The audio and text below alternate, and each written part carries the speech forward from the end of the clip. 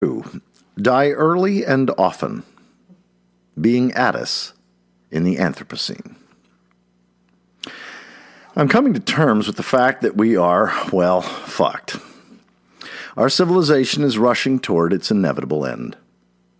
And it's going to take out a big part of the biosphere with it.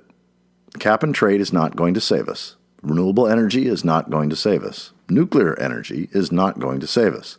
Carbon capture is not going to save us. The politicians are not going to save us. The scientists are not going to save us. The activists are not going to save us. We are not going to be saved. For so many reasons, we are going to fail, and fail badly.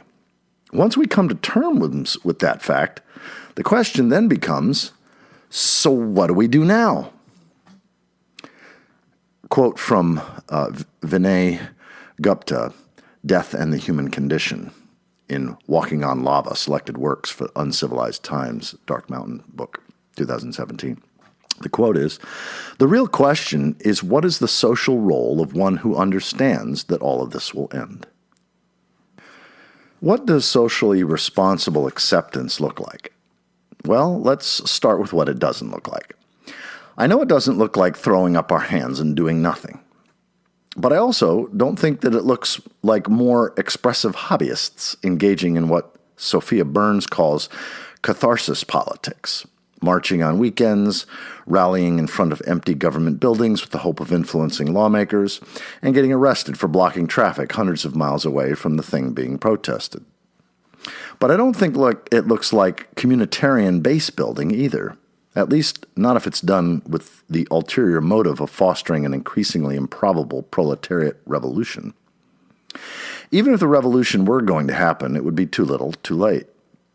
And I'm sure it doesn't look like endless quibbling over trivial details of leftist political theory with online frenemies, alienating naive progressives with superior cynicism, or sending passionate manifestos heavily laden with Marxist jargon into the etheric echo chamber. I think maybe it does look like building what Dr. Bones calls a leftism with benefits, acquiring land, skills, and resources to improve the lives of the exploited and oppressed in the here and now, while also creating spaces in which people can retreat when the shit hits the fan. I think maybe it does look like building refuges, as Paul Kingsnorth suggests, for human and other than human life. And a 2-paragraph quote from Paul Kingsnorth, Dark Ecology, in Orion magazine. Quote, "Maybe you can buy up some land and rewild it. Maybe you can let your garden run free. Maybe you can work for a conservation group or set up one yourself. Maybe you can put your body in the way of a bulldozer. Maybe you can use your skills to prevent the destruction of yet another wild place. Ask yourself, what power do you have to preserve what is of value? Creatures, skills, things, places? Can you work with others or alone to create places or networks that act as refuges from the unfolding storm?" This is a rational response to impending disaster, a compassionate response, a good response, one that has the virtue of at least reducing some of the suffering that will attend the end of the world as we know it. But I'll be honest, I want something more than pragmatism. It's not enough to keep me going. I want something more from the end of the world. I want transformation. And for that, I turn to religion. We are the dying God. Quote from William Blake, Milton's Journey to Eternal Death. "I will go down to self-annihilation and eternal death, lest the last judgment come and find me unannihilate, and I be seized and given into the hands of my own selfhood." One of the things that drew me to neo-paganism was the myth of the dying god.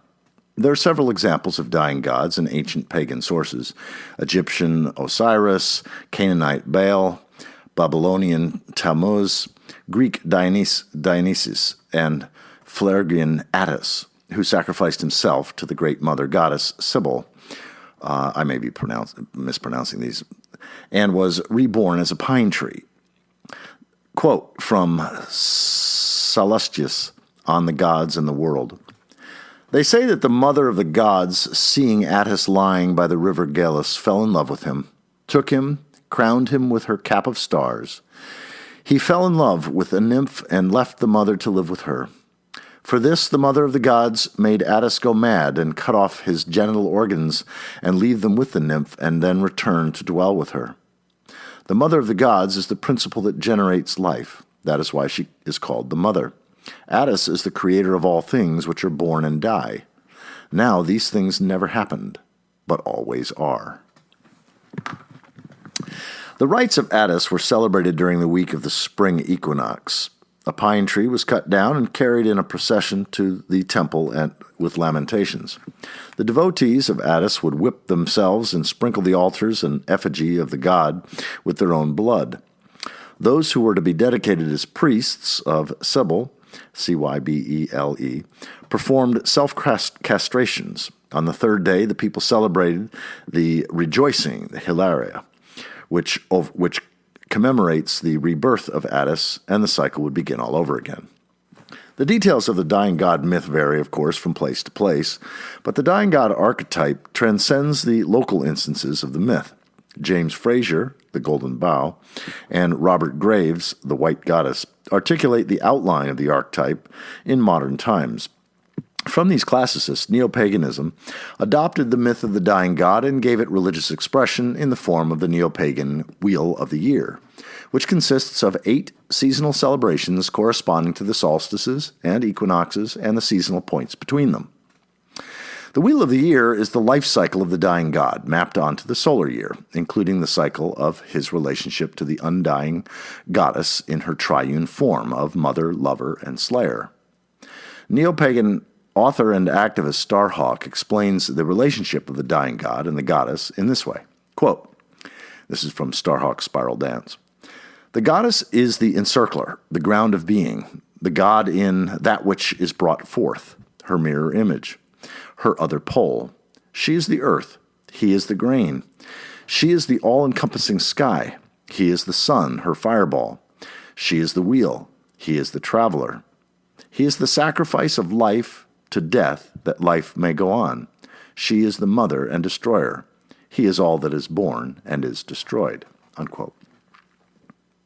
The myth of the dying god teaches us about the meaning of death and the power of surrender.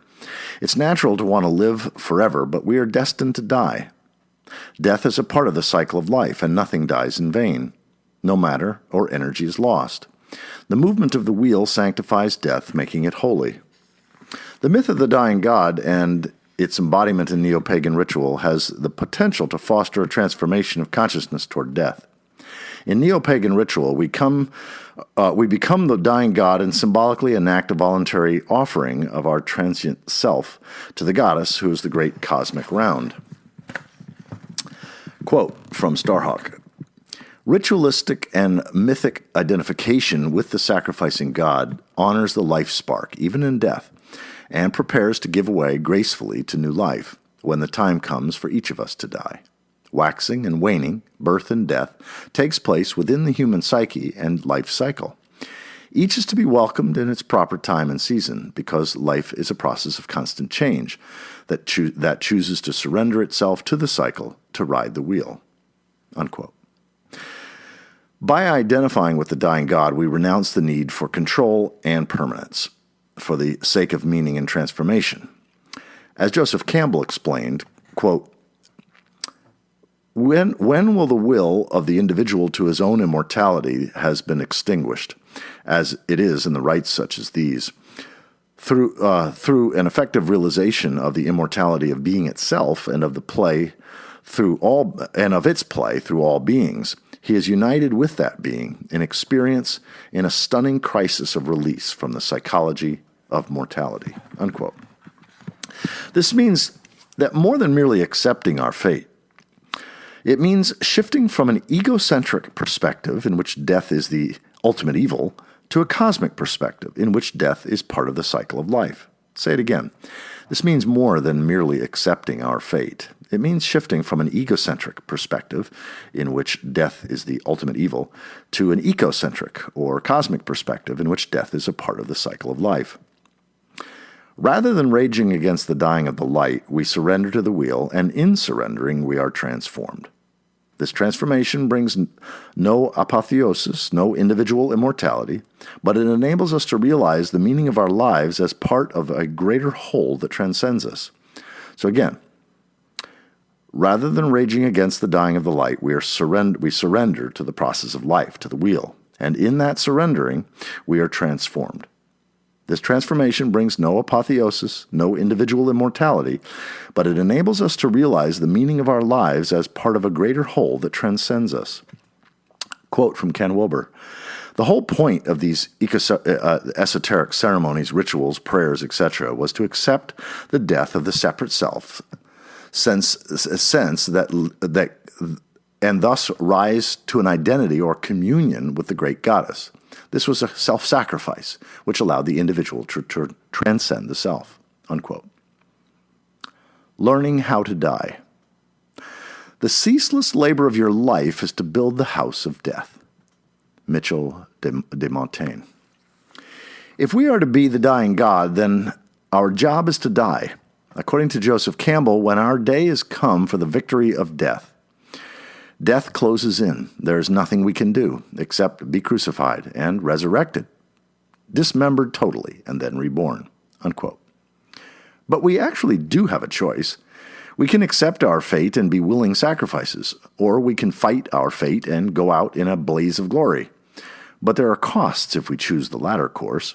As Starhawk explains, quote, "The god chooses to sacrifice himself in order to remain within the orbit of the goddess, within the cycle of the natural world, and within the esoteric primal union that creates the world.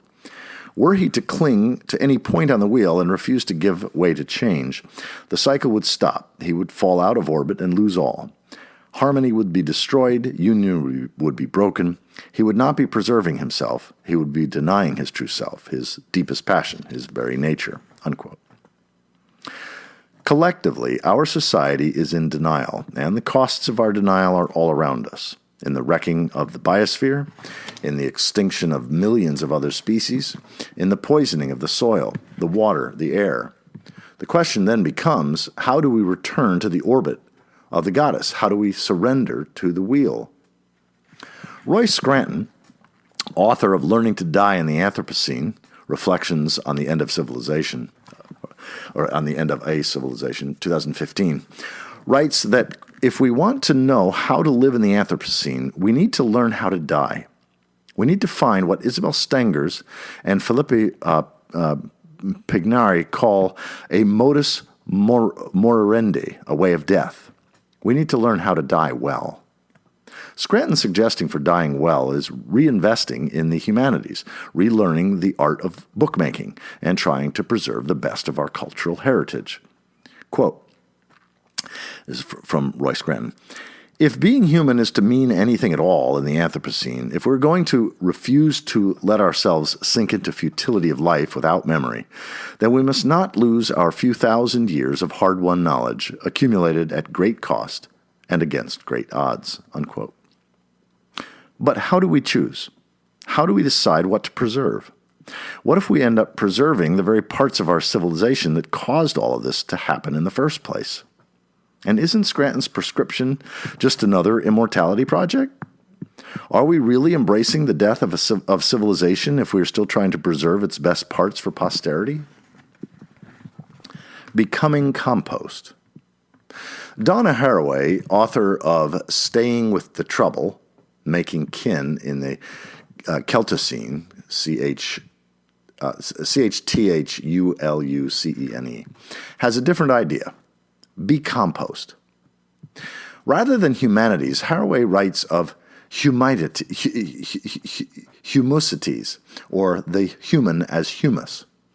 Rather than humanism, or posthumanism, she advocates multi-species compostism.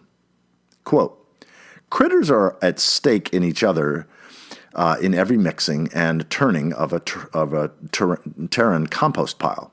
We are compost, not post-human. We inhabit the humusties, not the humanities. Philosophically and materially, I am a compostist, not a post-humanist. Critters, human and not, become each with each other, compost to decompose each other, in every scale and register of time and stuff in symbiotic tangling, in ecological evolutionary development, earthly worlding and unworlding, unquote. This kind of obtuse language is characteristic of Haraway. She calls it tentacular thinking. Imagine literary tentacles stretching everywhere, grasping here and there, creating temporary webs of significance. Haraway experiments with words and phrases as a way of grasping at different modes of being, or worlding, one that decenters the human. This decentering is reflected in Haraway's substitution of the word Anthropocene for Anthropocene. Haraway calls this new mode of being symbiosis, which means making with, as in our making our world with other species. Quote, nothing makes itself. Nothing is really autopoietic or self-organizing. Earthlings are never alone. This is the radical implication of symbiosis. Symbiosis is a word proper to complex, dynamic, responsive, situated historical systems. It's a word for worlding with, in company. The more one looks, the more the name of the game of living and dying on Earth is a convoluted multi-species affair that goes by the name of symbiosis, the yoking together of companion species at table together. Unquote. In the face of civilizational collapse and mass extinction, Haraway rejects both hope in techno-theocratic geoengineering fixers and wallowing in despair. Instead, she urges us to stay with the trouble, to, quote, collect up the trash of the Anthropocene, the exterminism of the Capitalocene, and chipping and shedding and layering like a mad gardener, make a much hotter compost pile for still possible pests, presents, and futures. Still possible pasts, futures, presents, and futures, unquote. The first step, according to Haraway, is to make kin with the other-than-human beings with whom we constitute the compost piles of the earth. Making kin means seeing our kind as humus rather than as human or non-human. It means recognizing that all earthlings are kin in the deepest sense. All critters share common flesh, quote-unquote. It means, quote, learning again for the first time how to become less deadly, more responsible, more attuned, more capable of surprise, more able to practice the arts of living and dying well in multi-species symbiosis, symbiosis, and I can't even pronounce this, symagenesis on a damaged planet. Roy Scranton seems to come close to the same conclusion at the end of his book, We're Doomed, Now What? Quote, the dire and seemingly unsolvable fact of climate change, just like the unsolvable fact of our own mortality, doesn't signify the end of ethical thought, but its beginning. For it's only in recognizing the fact that our lives are limited, complicit, imperfect, and interdependent that we begin to understand what it means to live together in this world, unquote. That was the chapter on raising a daughter in a doomed world. Haraway admits this won't be easy. Multi-species symbiosis isn't something that can be donned on like a magic cape, she says. But we can begin by thinking ourselves beyond our egocentrism and anthropocentrism and into relationship with the more than human world. Haraway calls this thinking with. Other writers have attempted to think with the other than human, although Leopold's Thinking Like a Mountain comes to mind, as does Robinson Jeffers' Inhumanism. Quote, we must uncenter our minds from ourselves. We must unhumanize our views a little and become confident as the rock and the ocean that we were made from, unquote. Writing more prosaically, Roy Scranton describes this radical shift in perspective. Quote, we need to learn to see not just with Western eyes, but with Islamic eyes and Inuit eyes, and not just with human eyes, but with gold-cheeked warbler eyes, coho salmon eyes, and polar bear eyes, and not just with the eyes of all, with eyes at all, but with the wild, barely articulate being of clouds and seas and rocks and trees and stars, unquote. Science fiction or speculative fabulation. Quote from the Dark Mountain Manifesto. It is through stories that we weave reality. Unquote. I began part one of this essay with references to contemporary apocalyptic and post-apocalyptic science fiction, weaving in the ancient modern myth of Attis, the dying god, and now I return to science fiction, to what filmmaker Fabrizio Terranova calls speculative fabulation. Quote, a type of narration that enables one to unfold new worlds through arousing an appetite for what's possible, what could or could have taken place. It is not just about understanding a totally new creation. The remarkable difference is that it's about placing lures susceptible of bringing forth today's possibilities that were already in situations. Unquote. Donna Haraway's Camille Stories, Children of Compost, in Staying with the Trouble, is an example of this kind of writing. Haraway tells the story of people living in a time of ongoing extinction due to climate change, the effects of which last for centuries. The Children of Compost form communities of a few hundred people who migrate to damaged places and develop transformative practices for intentional kin-making and work symbiotically to heal, and to be healed by, kin in those places. This means intentionally reducing human numbers while increasing the flourishing of all of these species, human and others, who inhabit a place. In the compost communities, children are rare but precious. When a decision is made to bring a new human infant into being, an other than human animal or plant symbiont is chosen for the child from among species who are threatened with extinction. At birth, a few genes and a few microorganisms of the symbiont are added to the human child's body. The human child's formative years are then spent learning how to nurture the symbiont species, as well as the other species on whom the symbiont depends to survive and thrive. This commitment to symbiosis binds 5 generations of humans. The Camille stories relate the stories of 5 generations of women, all named Camille, living between 2025 and 2425, in a part of West Virginia devastated by mountaintop removal. The Camille's are bound symbiotically to the monarch butterflies, who migrate between Mexico and Canada and work symbiotically to promote their flourishing.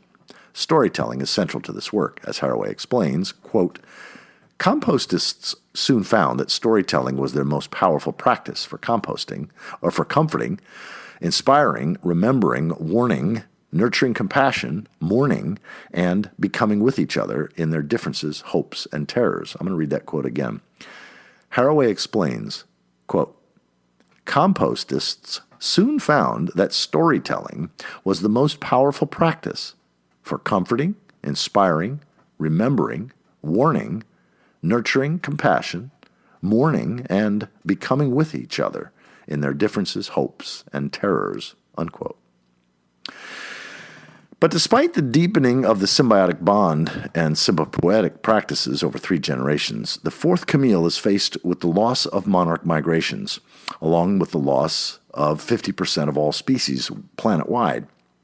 Camille 4 must prepare Camille 5 for a new role as a speaker of the dead, or speaker for the dead, one who will remember, mourn, and represence the monarch as a form of symbiosis with the dead, what Haraway calls semiogenesis.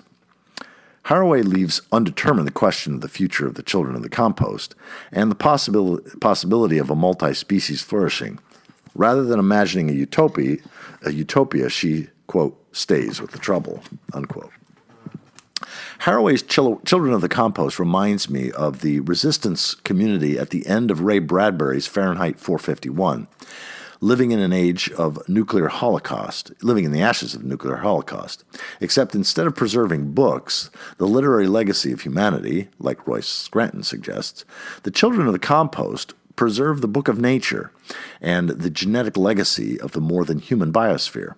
So again, this Haraway's Children of the Compost reminds him of the resistance community at the end of Ray Bradbury's Fahrenheit 451, living in the ashes of nuclear holocaust, except instead of preserving books, the literary legacy of humanity, like Royce Scranton suggests, the Children of the Compost preserve the book of nature and the genetic legacy of the more than human biosphere.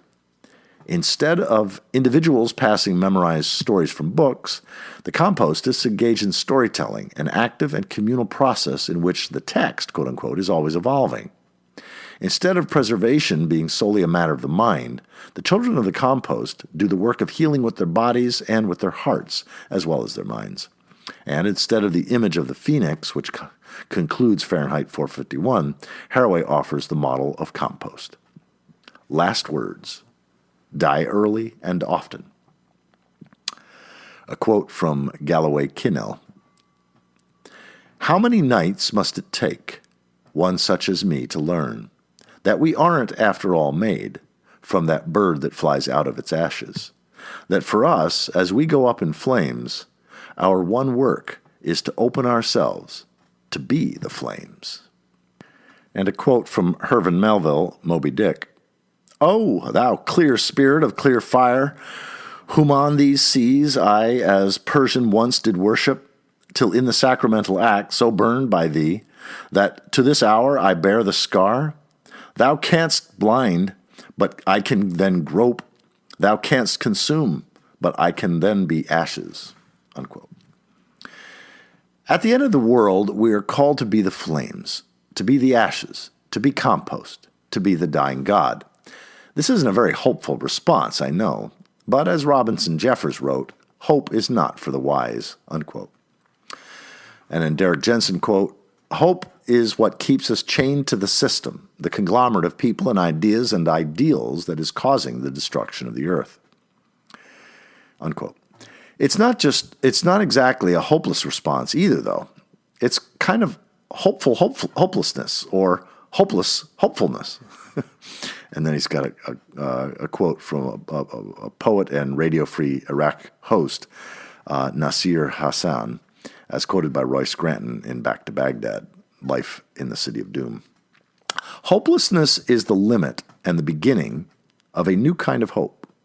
You have to keep going, not to achieve dreams of beautiful mountaintop forests, but because life is more powerful than death, and hopelessness makes possible new hope, a faith in the basic tissue of life that is stronger than any disaster, unquote. If we are doomed, and we are, we must find a way between hope and despair. Both hope and despair are products of our belief in the myth of progress and the myth of the individual. I'll say it again. If we are doomed, and we are, we must find a way between hope and despair.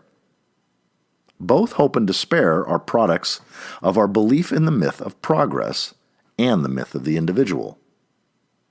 We need different stories, different myths. The Dark Mountain Project is one group of artists and storytellers who are trying to tell different stories. Quote, to paint a picture of the Homo sapiens, which a being from another world, or better, a being from our own, a blue whale, an albatross, a mountain hare, might recognize as something approaching a truth. It sets out to tug our attention away from ourselves and to turn it outwards, to uncenter our minds. It is writing, in short, which puts civilization and us into perspective, unquote. Again, that was from the Dark Mountain Manifesto. Others are doing this as well. Haraway's Children of the Compost is one example. The neo-pagan myth of the dying god is another. And it's not just writers who participate in storytelling. Poets, musicians, filmmakers, and other artists also contribute. Examples of contemporary kin-making and dying well include fiction, Octavia Butler's Exogenesis series, Ursula Le Guin's The Word for World is Forest, and John Steinbeck's To a God Unknown. Poetry, Mary Oliver, David White, Wendell Berry, and Robinson Jeffers. Music, Jeff Bartley's The Language of Stones, Paul Winter's Missagaya, Hosier's Take Me to Church, and Leonard Cohen's Hallelujah. Film, Darren Arefsky's, I don't know how to pronounce it, The Fountain, James Cameron's Avatar, and Hayao Miyazaki's Princess Mononoke. And photography, Gregory Colbert and Katrina Platikova. Haraway herself draws from a multiplicity of media beyond books, including music, anime, and even video games. For example, she writes about her experience playing Never Alone, a video game created in collaboration with Alaska Native community members.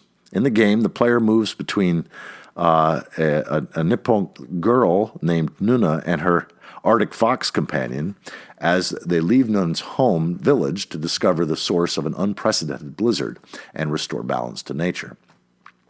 Haraway writes that she dies early and often in the game. I don't think I'm reading too much into Haraway's phrasing. Is such a thing even possible? To hear an echo of the political slogan, vote early and often. To die early and often echoes the advice of religious sages from diverse wisdom traditions to die before you die. To die early and often means to walk the path of the dying God. To die early means to face our death, both personal and collective, the death of the myth of individuality and the death of the myth of human progress. It means to face our fate before it arrives at our doorstep. Say it again. To die early means to face our death, both personal and collective, the death of the myth of individuality and the death of the myth of human progress. It means to face our fate before it arrives on our doorstep. Vinay Gupta is a contributor to the Dark Mountain Project and a Kapalika, a member of the ascetic sect of Shiva devotees who traditionally carried empty human skulls as begging bowls. Gupta writes that one of the functions of the Kapalika is to strip away the lies about death, the mythology, and the avoidance, and to spread hope by a simple fact. The avoidance of the truth of death is worse than death itself. Death cannot be avoided, but its avoidance can be avoided. That's a quote from Vinay Gupta, Death in the Human Condition. So I'm going to read that again. The function of these empty human skulls as begging bowls is to strip away the lies about death, the mythology, and the avoidance, and to spread hope by a simple fact. The avoidance of the truth of death is worse than death itself. Death cannot be avoided, but its avoidance can be avoided. To die often means creating new practices of imagination, resistance, revolt, repair, and mourning, and of living and dying well. Again, to die often, this is Haraway's definition, means to create new practices of imagination, resistance, revolt, repair, and mourning, and of living and dying well. And creative rituals of kin-making to embody our new stories and myths. John Seed and Joanna Macy's Council of All Beings is one example of such rituals. The Council of All Beings is a communal ritual in which participants step aside from their human identity and speak on behalf of another life form. A simple structure for spontaneous expression, it aims to heighten awareness of our interdependence in the body of life, in the living body of Earth, and to strengthen our commitment to defend it. The ritual serves to help us acknowledge and give voice to the suffering in our world, or the suffering of our world. It also serves in equal measure to help us experience the beauty and power of our interconnectedness with all life. Quote from Joanna Macy. There is much work to be done to translate these new stories and myths into practices of living and dying well in the Anthropocene. I imagine such practices would yield practical goods, much like a leftism with benefits, but in a more than human dimension, multi-species mutual aid, if you will. And then he has a footnote. This is not a new idea, actually. Archo-communist Peter Kropotkin's concept of mutual aid was inspired by interspecies cooperation. Since we must walk the dying God's path, we should do so together, symbiopoetically, with our human kin, but also with all other earthkin and with whom we are doomed to die. Living with was the only possible way to live well, writes Hathaway. So too, dying with is the only possible way to die well. Sometimes this seems like an inadequate response, too little, too late. And I have to remind myself that I'm not trying to save the world anymore. I'm trying to stay with the trouble. We are doomed to walk the path of the dying God. We must do so not in the hope of survival or salvation, but in the hope of transformation. Our job is not to survive or even to birth a new world. Our job is to die well, to die with, to die early and often, to die in such a way that we are ash heap of history, might become the compost pile of the goddess. Read that again. Since we must walk the dying God's path, we should do so together, sympathetically, with our human kin, but also with all other earth kin with whom we are doomed to die. Living with is the only possible way to live well, writes Haraway. So, too, dying with is the only possible way to die well. Sometimes this seems like an inadequate response, too little too late. And I have to remind myself that I'm not trying to save the world anymore. I'm trying to stay with the trouble, quote unquote. We are doomed to walk the path of the dying God. We must do so not in the hope of survival or salvation, but in the hope of transformation. Our job is not to survive or even to birth a new world. Our job is to die well, to die with, to die early and often, to die in such a way that the, quote, ash heap of history, unquote, might become the compost pile of the goddess.